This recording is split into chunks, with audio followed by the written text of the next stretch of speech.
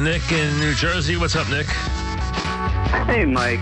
I was just wondering with the Yankees and just baseball in general, do you ever see a team going undefeated in the regular season, being as dominant as the Pats and the Dolphins, where they run the table? 162-0? Yeah, like a team being that dominant. Do you think that could happen in baseball?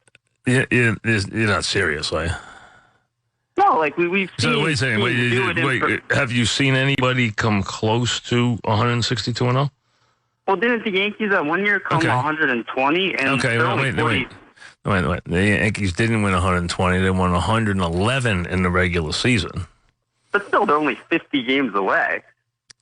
50, not a game, 50 games away. Yeah, but they had 110 wins. They were good, but they weren't as dominant as the Patriots or other teams that have running the table. So you think a team that you're comparing winning 16 games to winning 162? Well, obviously football has less games. They couldn't have won more games. But football has less games, really? Yeah, you think they have less games? No, well, I know football. Right, so they have 16. Only has 16. Right, and the others have 106. So you think a team could go 162-0?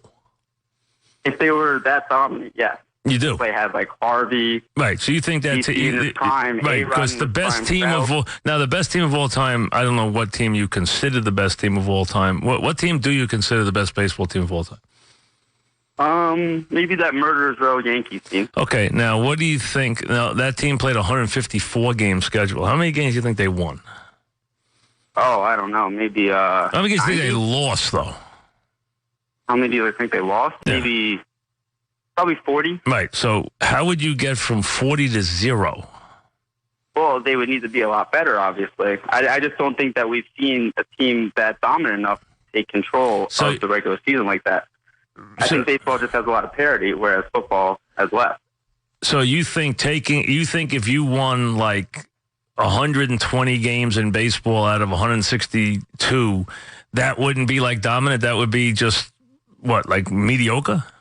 Oh no, that's a great team. Oh, okay. I agree that that's a great team, but I just don't think it's that level of dominance that's the Patriots who's So you think winning 162 you think is feasible though? I think it could be done. Okay. Maybe in my lifetime. Yeah, listen. Let me know. Let me know when it happens, okay? Because I want to watch. Let me know. Let me get the year it's going to happen because I want. So, do you think a team could go 162-0? You think a basketball team would go undefeated? I think that's inevitable. That's a slam dunk, right? Because that's only half of 162 games. So that's a slam dunk, right? Yeah, I agree. I think that will. That's actually been done, I think it is. I think it definitely will be tough. No, that's been listen. The closest was. I think basketball is inevitable. Oh, because the Bulls. If you remember the year the Jordan Bulls, they lost one. Yeah, you remember they lost one that year. Yeah, so they were close. They lost one, and one of the Laker teams lost two. Yeah, so that definitely shows that it's 82 games. I agree. It was one or two. I agree. Yeah, I agree. Because that Bull team, they lost one. I didn't give up. Okay. I'm telling you, folks. John in Breezy Point. What's up, John? Hi, Mike. What's happening? What mental asylum I have no idea. Calling from? I have no idea. Anyway, Mike. A cowboy hat. I figured I'd try to illustrate my point, man, that wearing a cowboy hat in New York City is sort of akin to wearing a yarmulke at a rap concert. I will get my butt whipped if I don't get out of here quick. Yeah. It's like wearing a turban in Birmingham, Alabama. It's just ridiculous. By the way, the people out in the street thought Dan Rather was interviewing that Titanic survivor from the Oscars just in the last segment, but I informed them that it was the I-Man. You have more people to talk to? Or? Yes, I do. As a matter of fact, could you step up here? I have this young couple. They're married. And what's your name? Jennifer. Jeremy. And you people are from New Jersey? Yes. Now, do you people believe that that President Clinton is guilty of sexual harassment? Yes. I believe so, yeah. So you don't believe he should remain in office, or do you? No, I don't. Do not. No, definitely no. Oh, So you people obviously haven't been polled by any of these major news organizations, am I right? Absolutely not. I can't believe that anybody would think he should stay in office. No, I definitely don't think he should be in office. It's a disgrace, isn't it? Absolutely. It's a disgrace. There's something to be said about being presidential, and the president right now is definitely not being presidential. Right, he's turned the White House into a virtual whore house, hasn't he? Something like that, yes. He turns into a house. He goes to Africa on a business trip to defer any sort of public relation problems that he has. And to ingratiate himself with the African American population in case they pop up on any juries. Am I correct? Exactly. That's what it seems like. Are you people related to Charles McCord at all? Hi, Mom. Well, thank you very much. We appreciate it. Thank you. And I have this young gentleman over here. Sir, your name? Tim Adams. Tim Adams here, handsome young man. Tim commutes from Tampa, Florida every week to New York City for... I work for an investment banking firm. Several investment banking firms. I work for the second firm, actually. That must be a long bus ride for you, huh? Yeah, very long. So do you think the president is lying when he says he didn't sexually harass anybody? I really am not concerned as whether if he's lying or not. I think that looking back in history, each and every president that we've had in the United States, from Ben Franklin on, has some sort of sexual relationships with other women. Oh, so that makes it okay? So that makes it okay? Well, no, it doesn't actually make it okay, but I think it's a personal issue. So you believe the president should remain in office, obviously? Yes, I do. I think he's doing a very good job, and I think the United States is enjoying probably the most prosperous year that we've had in a very long time. What if your boss took his pants down and asked you to kiss his private parts? Well, of course, that would not work out, but... you wouldn't be happy, would you? No, I would not be happy. But yet you still think he should remain in office? Yes, I look at all these women. I mean, they're coming back now. All of a sudden, here they are. They're damaged emotionally for something that should have occurred or may have occurred years ago. And I sort of question their credibility as of... So the bitches are lying, that's what you said. Well, now get that stooge out there. Andy Rooney this week is thinking about draping an enormous condom over the Washington Monument. Yeah, Andy? Are you following the most ethical administration in the history of the country? Oh, yeah. I am. Remember when he made that promise? Goodness, what happened? Talk about executive privilege. It's okay, little girl. The patriotic act you're about to perform on me isn't like doing the nasty. I know, because I looked it up in the Bible. I waved toward my adoring fans when I walk out of church, hand in hand with the first sucker. Oops, I'd better be a little more circumspect than that. Yeah. I'd hate to get lumped in with that great cabal that's out there, exposed by Mrs. Clinton, that red-eyed bunch of ape men, the screaming heebie-jeebie right that Hillary says is trying to yank down Mr. Clinton's hot pants once and for all. Look at some of these crazies publications I've gathered on my desk here, along with some photos of the conspiracy's leadership. Here's a wild one. It's called the New York Times, the loopy militia mouthpiece pretty much responsible for breaking this whole Monica Lewinsky outrage. Here's another, the Washington Post, same bunch of ultra-right freaks who brought down Richard Nixon. Yeah. Boston Globe, clearly neo-Nazis. Here's Newsweek magazine. Here's Time. Oh, and look at these madmen mugshots. This is Jim Lehrer, a bomb maker if ever I saw one. Here's Tom the Flamethrower Brokaw, Dagger Dan Rather, and Pete the Demon Jennings. And for goodness sake, the ultimate Fuhrer, Janet Reno, and the Department of Justice, and the entire FBI. Goodness, Mrs. Clinton's right. This really is a pretty darn vast conspiracy.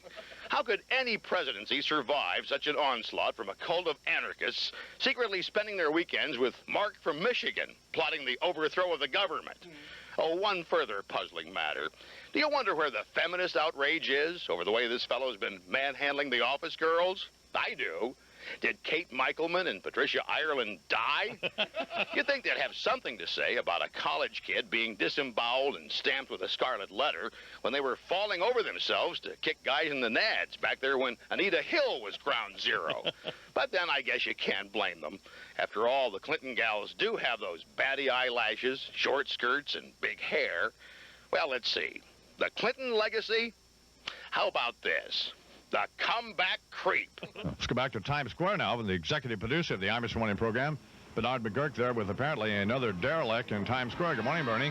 I have some fine, upstanding citizens right here in the middle of Times Square. And of course, it's appropriate that we would be talking about President Clinton here in Times Square. Yeah. The old Times Square image, I should say. Sir, what's your name? Edward.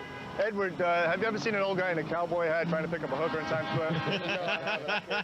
You've been working here for a long time, haven't you? Yeah. Have you ever seen an old guy in a cowboy hat looking to pick up a young chick in the new Times Square Disney style Times Square? Not yet. Not yet. Let me ask you this. Do you think the president had sex with Monica Lewinsky? I don't really know if I believe if he didn't. Have you heard about it? Yes, I've heard about it. I don't believe he didn't because we all men, you know what I'm saying? We all do things that maybe we shouldn't do. So it's okay if he did? No, it's not really okay because he's the president. I mean, he got to uphold a certain image. What if your boss hit on you? If she got enough money, hey, why not? Hey, let me ask you this. Are you down with the East Coast or the West Coast rappers? I'm down with the East Coast, brother. I hear you humming, yo. Peace out, man. You know what I'm saying? Stay black. Sir, can I ask you a question? Sure. What's your name? Stan. Stan, do you believe the president had sex with Monica Lewinsky? No. You don't? No. Do you believe he groped Kathleen Willey in the White House? No. Have you heard about any of these events or read about them? I heard about him, on the radio and news articles on magazines. Do you play three-card Monte in this area regularly? No. Not at all. Okay, so, well, these are some of the people who are responding apparently to these polls that we are perplexed about hearing. So you believe the president should stay in office? Yes, I do. Do you think he's in Africa trying to suck up to the blacks and, who are going to be on future juries? I don't know. Come on, Bernard. No, Okay, no. so thank you. We have one more gentleman. Sir, can you step up over here, please? Can you step up, please, sir? We have another respondent to the poll. Sir, do you believe the president had sex with Monica Lewinsky? I don't know. I have no idea. I haven't been able to make up my mind yet. Do you think he groped Kathleen Willey in the White House? I don't know. Bernard is talking to the mayor of New York City, Rudolph Giuliani. No. This is Mayor Giuliani. Well, what do you know? Hey, congratulations, by the way, on the drop in crime here in Times Square. You okay this morning? Oh, I'm Everything all fine. right? Yeah, Nobody bother you? Or? Nobody bothered me. We have the human scarecrow up on the jumbotron there. By the way, thank you. That's very, very helpful. The police wanted me to specifically thank your show and Don for, frightening people. We know you're normally reluctant to share credit. Oh, we've heard that. In this case, I am. I share the credit for... Don is responsible for 2% of the 70% decline in crime. Here, we'll give him 2% credit for it. He gets some credit for that. Now, are you worried that when the Cape Man closes, that crime in the area will go up? Hey, Giuliani, would you like to say hello to the Iman? Is he there? And all that laughing, I think I hear his voice. Good morning, Mayor Don, Giuliani. how are you? I'm How fine, you sir. doing? I'm fine, sir. How are you? And thank you very much for all your help here on Times Square. It's very useful. You're quite welcome, Mayor Giuliani. Thanks for agreeing Thank to you. endure all this with Bernard. Laws broken, religion betrayed. We thought, what a perfect day to give you something to smile about as you try to avoid the snow and stay warm. And if you're driving right now, be careful. We've been giving you weather and traffic all day. We bring in the great Frank Caliendo. Frank, how you doing? Good. I was actually worried about, I was talking to a producer back and forth, like, is today the day to come in and mess around? He's like, yeah, go for it. I'm like, yeah, it's just me. People need to, laugh. Yeah, I guess. I always worry. I don't want people to take it the wrong way, but it is good to, if you're stuck and having a little bit of a rough day, maybe I can Gruden you out of it. I'll tell you what, man, get a couple of shovels ready and get going, man. Now, you did some face-to-face with Gruden yesterday during the Pro Bowl broadcast. I've never been in the booth for a broadcast before. I've never done that. All those years at Fox, I was there for 9 years. They never had me in. Probably Joe smart. Buck didn't Probably like you, smart. right? No, Buck's great. Joe, I actually recorded some stuff for him. He's winning the Pat Summerall Award out here. And I just ripped him to shreds in the videos. I did a Belichick, and I have no idea who you are. I don't even understand why I'm talking to you about this thing. This is the last I'm going to talk about this. But that was a lot of fun. And then I actually did a video because Pat Summerall's widow actually asked me to do some Gruden, or asked me to do some Mad John and Pat. And I was in Gruden makeup when I did it, so I'm like, I'll tell you what, man, a lot of people don't know I do a great John Madden and Pat Summerall. Here we go. To the 20, to the 25. There's a flag on the play. And if the referee, if he throws that flag and he didn't make some kind of mistake, then boom, there's probably going to be a penalty. I'll tell you what, eat your heart out, Frank Caliendo, because I just nailed those, man. Now, you as a comedian had to appreciate the press conference on Saturday where Bill Belichick throws out Mona Lisa Vito. You know what? And it took me a second to realize the reference. And you don't expect Yeah, I'm not some sort of Mona Lisa Vino. And you're like, really? Really? You just went My Cousin Vinny right, on this? from 92. It was, and right. It's like, it might as well be quoted